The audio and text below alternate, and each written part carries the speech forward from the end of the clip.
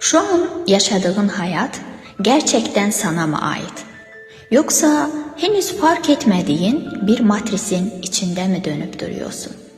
İlişkilerinde yaşadığın tıkanıklıklar, para ile bitmeyen imtihanın ve o hep eksik hissettiğin değer duygusu. Hepsinin tek bir kökü var. Seni var eden o ilk bağ, anne bağı.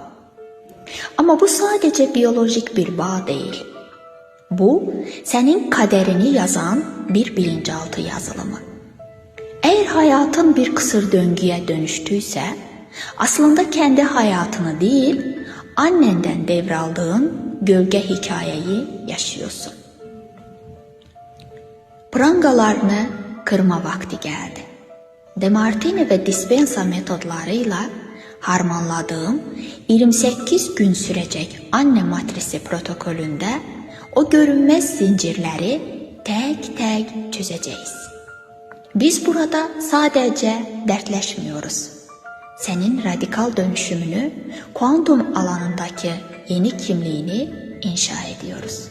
Kendi matrisinden çıkıp özgürleşmeye hazır mısın?